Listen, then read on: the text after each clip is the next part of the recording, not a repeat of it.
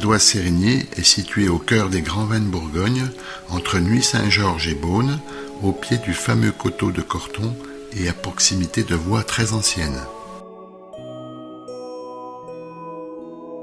L'histoire du sanctuaire, appelé aujourd'hui Notre-Dame du Chemin, remonte probablement au début du christianisme.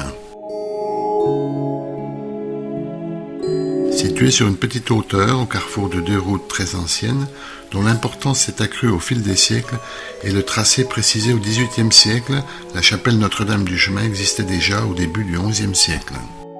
En 1134, l'archevêque d'Autun garantit les droits de propriété de l'abbaye de Saint-Seine sur Notre-Dame du Chemin. Cette grande abbaye bénédictine devait en conserver la propriété et nommer les chapelains jusqu'à la Révolution. Se trouvait là une source miraculeuse disparue de nos jours et un puits peut-être d'origine celtique qui existe encore sur le côté nord.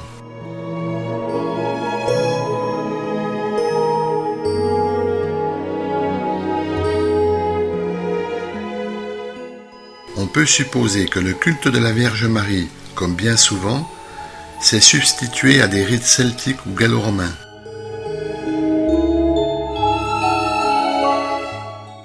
Le sanctuaire était édifié sur le Tapet ou tertre. Des notables de la région y effectuaient des pérégrinations et des marchands, commerçants de l'étain et du sel, s'arrêtaient pour s'y reposer. Il devient aussi une halte sur le chemin de Saint-Jacques-de-Compostelle. Ils y trouvaient repos et réconfort et disposaient d'un puits à margelle carrée monotite. Les ducs de Bourgogne, tant capétiens que valois, accordaient beaucoup d'importance à Notre-Dame du Chemin. C'est pour cette raison que le duc Philippe le Bon donna en 1434 1800 livres afin de remplacer la chapelle du XIe siècle par un élégant sanctuaire ogival. Son fils, Charles le Téméraire, a également témoigné de son intérêt pour une série de donations jusqu'en 1468. Cette générosité semble liée à l'importance des pèlerinages qui s'étaient développés auprès de la chapelle et de la source miraculeuse voisine. La tradition veut en effet que les duchesses de Bourgogne aient eu l'habitude de venir y prier avant et après leur couche.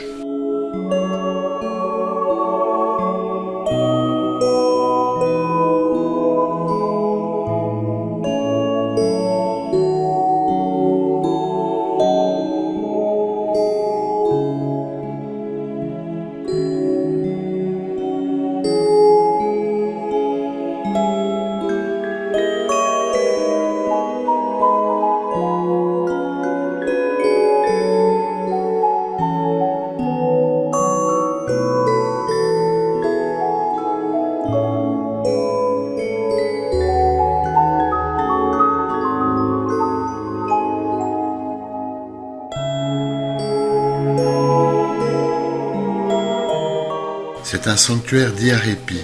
On y transportait les enfants mort-nés qui, posés sur l'autel, retrouvaient vie quelques instants, juste le temps de recevoir le sacrement du baptême. Ils étaient ensuite inhumés dans le cimetière tout proche, encore visible en 1861, avec sa bordure de buis. Des inhumations avaient lieu à l'intérieur de l'édifice. 6 squelettes d'enfants accompagnés de vestiges de linge et de clous de cercueil ont été identifiés en 1968-1969 dans la partie centrale de l'édifice primitif. Ces enfants devaient être enterrés séparément des autres chrétiens.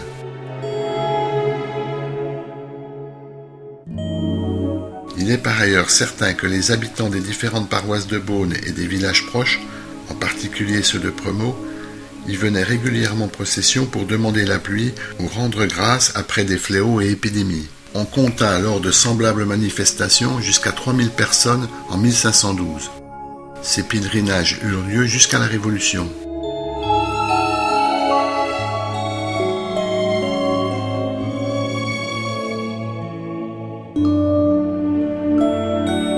Une petite agglomération, dont l'origine paraît antérieure à la construction de la chapelle, existait à proximité. En 1490, elle comprenait 7 familles. Il n'en restait rien à la fin du XVIIIe siècle. La chapelle fut vendue comme bien national à la Révolution.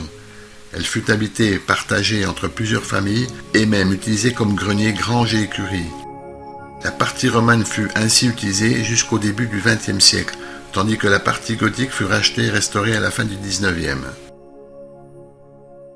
En 1893, la société immobilière de Pernan, ancêtre de l'association des Amis de Notre-Dame du Chemin, a racheté à 4 propriétaires la partie orientale de l'édifice et débuté les opérations de restauration qui se poursuivent actuellement.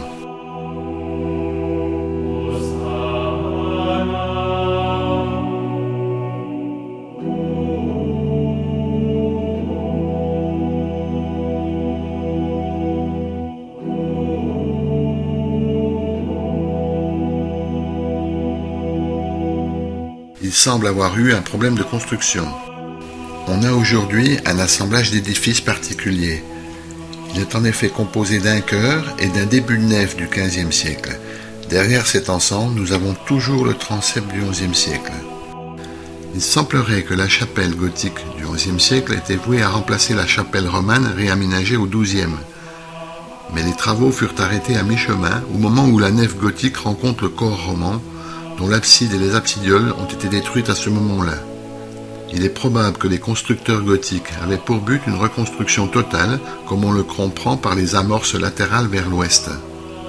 C'est là que sont conservées les structures les plus anciennes, correspondant au plan original du milieu ou de la seconde moitié du XIe siècle, ainsi que la modification au cours du XIIe siècle. Il s'agirait dans cet état d'une église pourvue d'un transept terminé par un triplet d'abside. La nef est rythmée par des piliers qui relient d'est en ouest des arcs en plein cintre.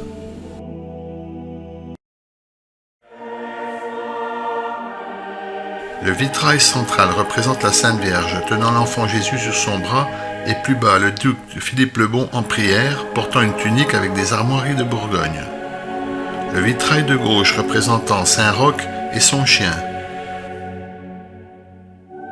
Le vitrail de droite représentant Saint Dominique, accompagné d'un chien tenant en sa gueule une torche enflammée.